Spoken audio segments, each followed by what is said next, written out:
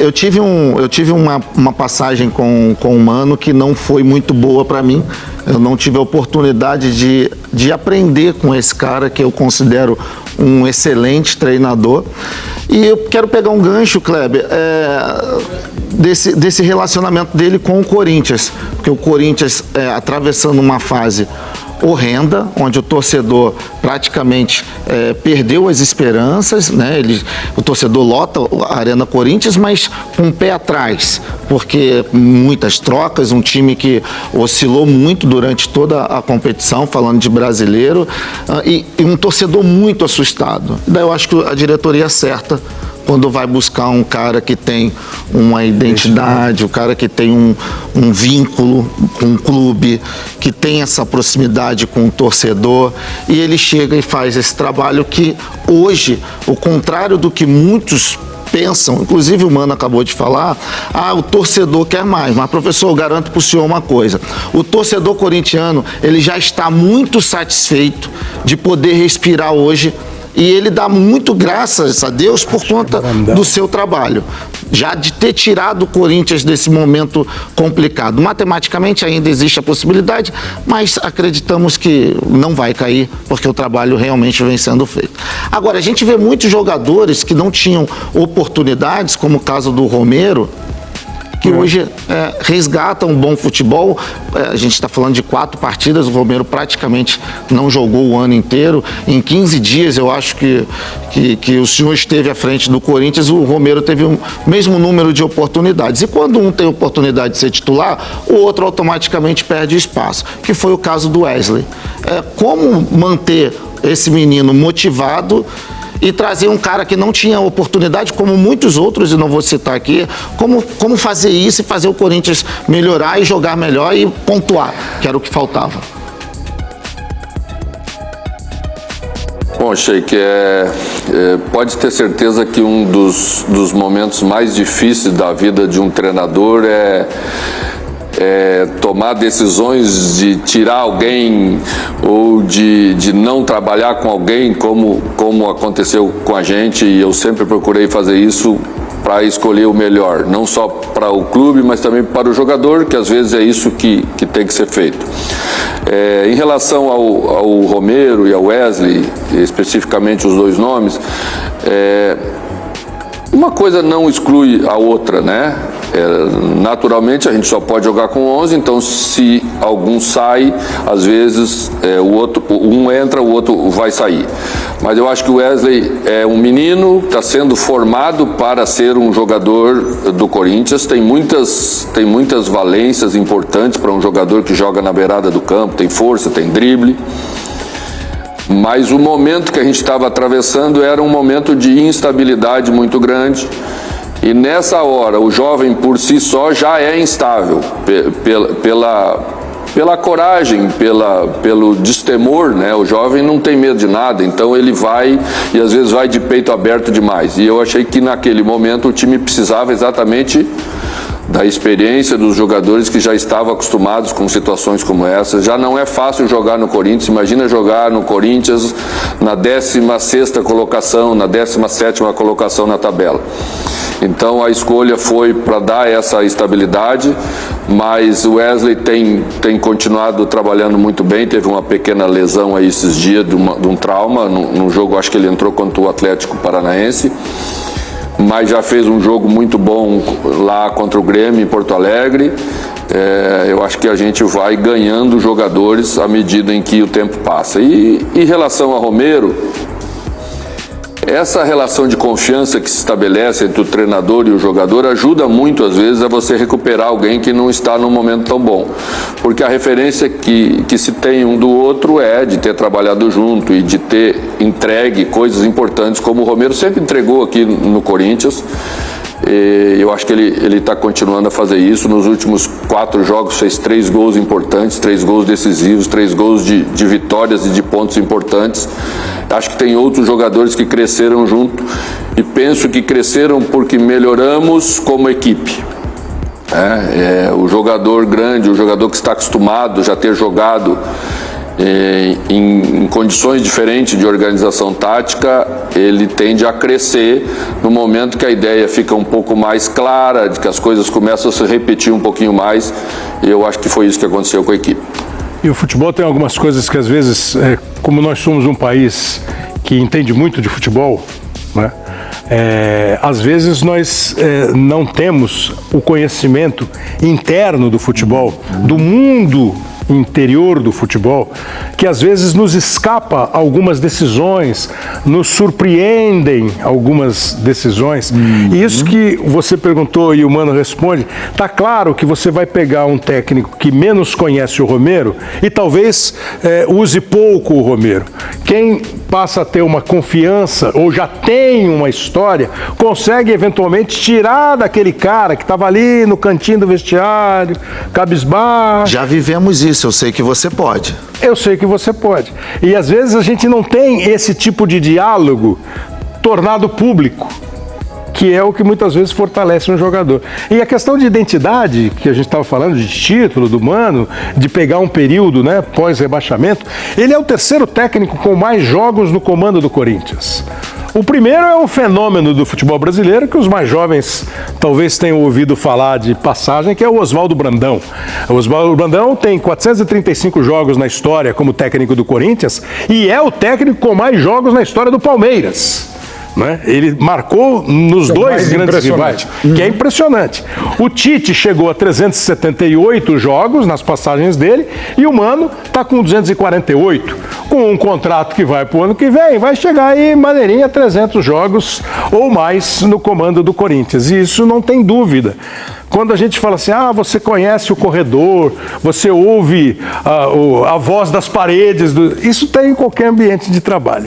Mano, agora é um mano a mano, de mano para mano, sim, com aquela fraternidade que o nome sugere. Verdade. Faça a sua pergunta ao Mano Menezes. Mano sem ser Menezes. Bora lá, bora lá. Antes de mais nada, boa noite pro meu xará, o Mano também, que muitas vezes dá declarações polêmicas e o pessoal joga na minha conta. Mentira, é o contrário. Mas o negócio é o seguinte, Mano Menezes, recentemente nós participamos de um programa e eu me surpreendi com o Mano Menezes se tornando técnico do Corinthians, porque ele mesmo disse que nesse decorrer do ano, no restante do ano, ele não gostaria de assumir nenhum trabalho aqui dentro do futebol brasileiro e tinha até uma possibilidade do mundo árabe. Ele falou, qualquer coisa, se eu pegar um trabalho agora, vai ser o mundo árabe. Eu me surpreendi positivamente com o acerto do Mano com o Corinthians, porque acho que é um técnico que tem história e tem realmente a rédea para comandar uma reformulação que o Corinthians precisará.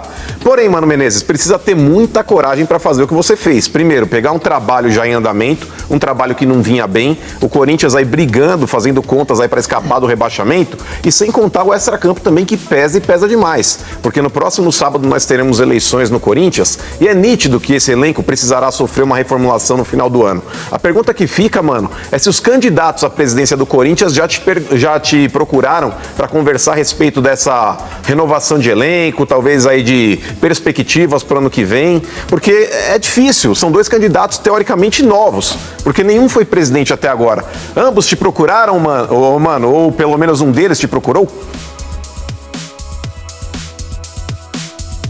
Oi, Mano, pediria ao Kleber algo que já pedi para outros âncoras, para arrumar um sobrenome para o Mano, porque tem me causado muito mais problema do que eu tenho causado a ele, eu acho, tá? Porque sempre lá sai uma manchete, Mano disse isso do fulano, até explicar,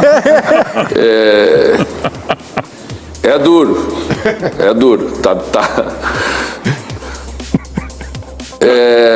Eu acho que o presidente Duílio tem conduzido bem essa questão internamente, porque é muito difícil sempre esses momentos de eleição, sem dúvida nenhuma, nos clubes, envolve muita coisa, mas a gente tem tentado separar isso bem. Eu conversei com ele, conversei com as pessoas da direção atual, para que a gente não adiantasse nenhum tipo de assunto, né?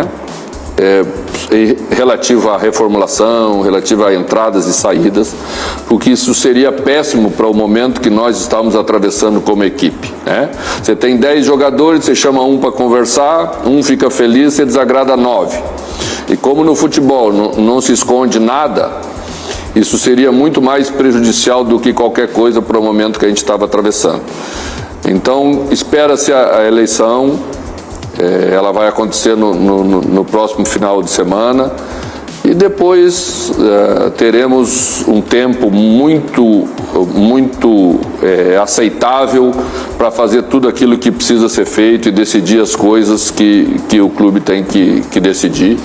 E como o regime é presidencialista, penso que cada presidente tem a sua ideia, tem a sua filosofia, e em cima dessa ideia, dessa filosofia que o clube vai ser gerido nos próximos 3 anos. O André e o Augusto concorrem sábado à eleição de presidente do Corinthians. Aproveitar essa questão do Mano, uma pergunta rápida para você. Como é que você entende quando você volta ao Corinthians, o Tite vai ao Flamengo, é a primeira vez, né, que o Tite dirige o Flamengo, e às vezes tem esse tipo de ilação. Pô, mas disse que não ia trabalhar mais. Volta atrás, o Tite falou, pode me chamar de mentiroso. Não é um exagero de não entender o momento de uma determinada proposta?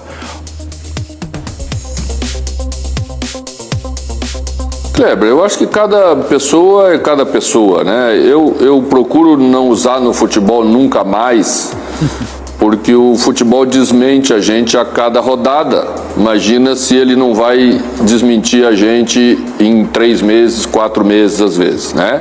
Então eu sempre procuro dizer que eu tenho preferência de fazer isso, ou eu tenho preferência de fazer aquilo, mas sempre deixo uma janela aberta, porque existem casos e casos. Eu me referi antes, e acho que nesse programa que eu participei aí junto com o Mano, eu também disse que só alguma ocasião muito especial me faria mudar de ideia. Era uma ocasião muito especial, é uma ocasião muito especial. Esse programa é o programa do Benja, que o Mano participa, o Domingo, lá na CNN. Cicinho, pergunte ao Mano, mostre aquela sua veia de repórter. Mano, boa noite, né? Boa noite a todos. Eu tô um pouco triste com o Mano, que ele tirou o Corinthians lá da zona de rebaixamento. Que é isso? Não, brincadeira. Só para fazer uma pergunta, na verdade, aqui de lateral. Quero fazer uma pergunta de lateral. Segundo informações, o Corinthians já tem um pré-contrato assinado com o Hugo, lateral esquerdo do Goiás. E a lateral esquerda, o Corinthians não convenceu, né? Bidu e Fábio Santos. Além da lateral esquerda, quais posições o Corinthians precisa se reformular para sonhar com títulos nessa próxima temporada? Oi, sim, prazer em falar contigo. Desculpe aí atrapalhar um pouquinho a tua fama de prever o futuro, que eu sei que você estava indo muito bem. Mas vai devagar aí, que o futebol não é fácil, não. Eu acho que a gente precisa ter bem claro, é óbvio que o Corinthians vai fazer uma reformulação, mas a gente tem que tomar um pouco de cuidado com essa história de que esse não serve ou aquele serve. Eu acho que quando um time não está bem, ninguém serve, né? E quando um time começa a melhorar, você vai vendo que algumas coisas não são bem assim, né? Nós já temos jogadores aí que antes todo mundo unanimemente apontava que não serviria, e que hoje você, já com mais respeito, olha, só acho que não é bem assim. Acho que podemos repensar. Então não se trata dessa ou daquela posição. Futebol, eu já fiz muitas listas de contratação assim para terminar a temporada, e de 20 nomes a gente contratava 2 da minha lista de 20, porque envolve muita coisa, envolve questões financeiras, envolve o interesse dos jogadores e dos seus agentes, a capacidade de investimento do clube. Você tem que dispor de quanto para contratar, folha salarial, que é uma coisa mensal. Então a gente não está mesmo nesse estágio. Eu não estou aqui ficando em cima do muro, é porque a gente não conversou sobre esse tipo de assunto, porque entendeu que não era a hora mesmo. Agora é interessante a gente pegar uma frase do Mano. Está claro que o Corinthians precisará sofrer uma reformulação. Isso é uma constatação que não é, imagino eu, exclusiva do Mano, da comissão técnica do Mano. É do que tem acontecido nas últimas temporadas com o time do Corinthians. Independentemente de ficar chutando, arriscando, dizendo qual é o jogador que precisa ser reformulado. Essa é outra questão que cabe à comissão técnica, à diretoria, e depois essa reformulação vai ser exposta nos jogos e, obviamente, analisada pelos jogos, Mauro Betti. Pois é, e o Mano já fez esse trabalho no próprio Corinthians quando chegou pela primeira vez, no comecinho de 2008, pegou um time que tinha acabado de ser rebaixado, ele o ajudou a rebaixar pelo Grêmio naquela última partida em Porto Alegre, naquele empate por 1-1, e o Mano fez um trabalho bárbaro. Já no primeiro campeonato foi vice da Copa do Brasil, você já destacou, ganhou a Série B, ganhou o Paulista, ganhou a Copa do Brasil e só saiu do Corinthians em 2010 para atender a seleção brasileira. Voltou em 14, não foi tão feliz, mas era um outro momento de reconstrução do Corinthians, de inauguração, inclusive, da hoje Neoquímica Arena. Mas, Mano, eu queria pegar exatamente a sua primeira passagem em 2008. O que mudou do Corinthians de lá para cá, e o grupo político é praticamente o mesmo, né? A primeira escolha foi o Mano Menezes, né?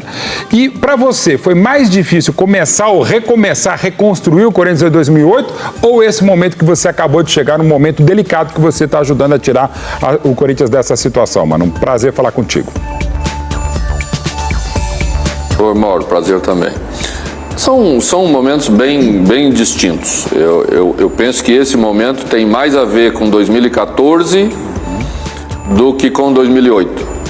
2008 era a terra arrasada, o clube havia caído para a Série B e então nós tínhamos que realmente construir tudo de novo. O clube estava se reconstruindo como clube, também estava passando seus problemas na época. Não tínhamos um centro de treinamento, ainda treinávamos no Parque São Jorge, na Fazendinha. Tudo isso foi sendo feito nesse período de 3 anos, quase 3 anos que eu fiquei à frente do Corinthians na época. E construímos uma base de time que depois foi sendo incrementada cada ano que passava e sendo solidificado um trabalho com o Tite, que chegou depois, com o Carille, que teve uma sequência também bem significativa. Então, eu acho que essas coisas são diferentes. Quando eu cheguei em 2014, a gente tinha um grupo vencedor de tudo. Mas como nós sabemos, essas coisas elas são cíclicas, né? E se você não buscar uma reformulação, uma reconstrução, você não ganha mais.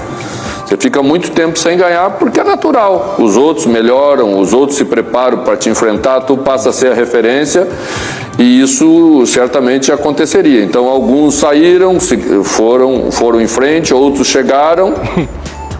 O Tite voltou e o Corinthians foi campeão brasileiro no ano seguinte,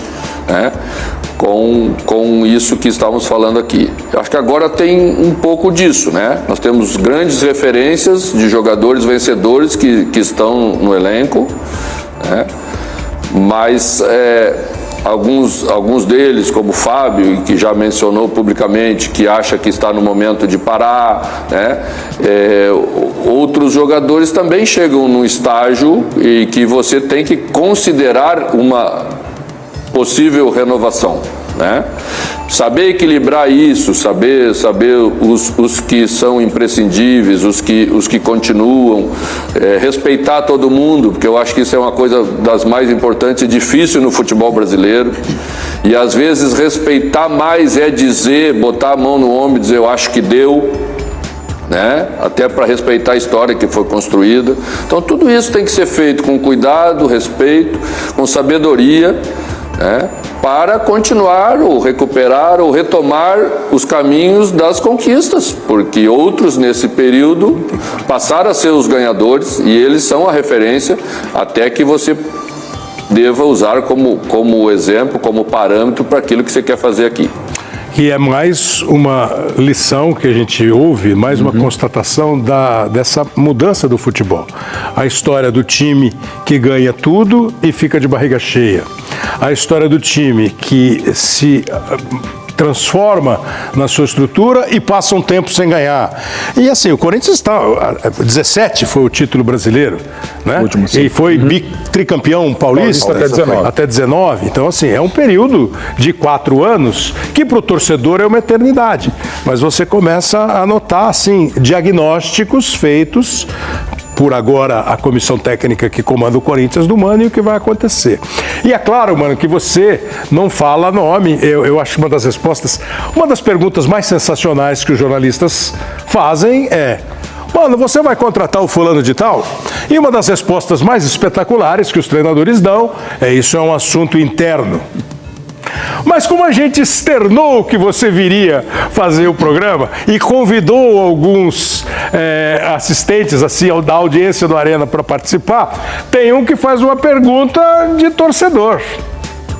Pessoal da Arena, boa noite, Mano, nosso técnico do Coringão. Queria começar esse vídeo perguntando pro Mano o que foi aquela resenha dele com o Gabigol depois do jogo contra o Flamengo lá na Neoquímica Arena, né? Se ele já tava chamando o Gabigol pra vir pro Corinthians.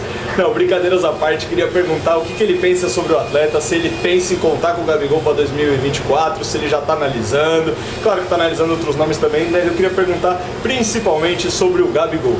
E ó, deixar claro aqui, eu sou Mano do Mano. Esse é o Miguel, que participa aqui do Arena, porque aí depois da resenha começou o papo, né? Outro dia eu estava ouvindo rádio, eu não lembro se era Transamérica, os caras... Não, o Gabigol tem o estilo do Corinthians. Tá aí, mano. Pois é, cara. É muito perigoso você falar de jogadores que têm contrato com outros clubes, né? Eu acho que nem é elegante, né? Então não faria isso com o Gabigol, como não faria com nenhum deles. E realmente você só trata de nomes quando os clubes contratam, quando se confirma uma contratação e geralmente depois da apresentação. Então eu acho que é cedo para falar sobre qualquer nome, sem dúvida nenhuma sobre qualquer nome. E não é hora. Temos um jogo importante na sexta-feira contra o Bahia, um jogo decisivo para o momento e a tabela que estamos vivendo. E os jogadores mais importantes, dos quais eu falo sem medo nenhum, são os que estão aqui comigo. Eu os respeito muito e é isso que vale nessa hora entre a gente. Mano, para a gente ir para o intervalo, queria que você fizesse para nós assim uma avaliação. A gente já foi em centro de treinamento, conversou com o treinador e vê muito assim projeções que os técnicos fazem, né? De rodadas, até imaginando os resultados dos adversários, imaginando no sentido de tentando fazer uma projeção. O Campeonato Brasileiro vai chegar à 35ª rodada. A partir desta rodada, deste meio de semana aqui, todo mundo vai estar com 34. O campeonato tem um Botafogo que liderou desde a 3ª, agora perdeu a supremacia. Um Palmeiras que está chegando. Aí tem o Flamengo, tem o Grêmio, tem o Atlético, tem o Bragantino. Lá embaixo, o Corinthians se livrou, o Santos está ameaçado, tem esse jogo contra o Bahia. Qual é até agora o balanço que você faz coletivamente com a sua equipe ou quando você começa a olhar o campeonato, você com você mesmo? Como é que você define até agora esse Campeonato Brasileiro de 2023? Uma loucura, Kleber. Nas duas pontas, eu acho que faz muito tempo que a gente não tem um campeonato numa situação tão parelha ou com tantos envolvidos para atingir o objetivo do título lá em cima, e disputando aí as duas vagas que ainda não estão definidas, ou 3, que a gente sabe que é muito mais difícil e com uma tensão muito maior. Eu não gosto muito de pegar esse negócio de 5 jogos e vamos atingir tantos pontos e coisa. Primeiro que eu acho que um jogo influencia diretamente no outro jogo. Então a gente sempre está pensando aqui jogo a jogo. Foi o que fez, né? a gente começar a sair dessa situação. Eu me lembro que uma vez assumi o Cruzeiro no lugar do Paulo Bento, eu estava voltando da China e o Cruzeiro estava em 19º lugar na tabela e a gente jogou 5 rodadas dentro da zona de rebaixamento e ganhava e fazia ponto e não conseguia sair, os outros também ganhavam. Acho que a coisa mais gostosa que tem é quando você joga e você atinge teu objetivo. Aí todo mundo pode jogar à vontade. Eu sempre brinco aqui que uma das situações mais difíceis que eu já vivi na minha vida é assistir um jogo com interesse no resultado e torcer para o empate quando está empate. Ficou a torcida bem... Que aí um pega a bola, você pede para ele perder, você torce para ele perder a bola. O outro pega e você torce para ele perder a bola. É terrível, isso é terrível. Fica a torcida sem graça, né? Você espera dar aquele tempo mínimo do jogo para chover e acabar o jogo. Acabar o jogo.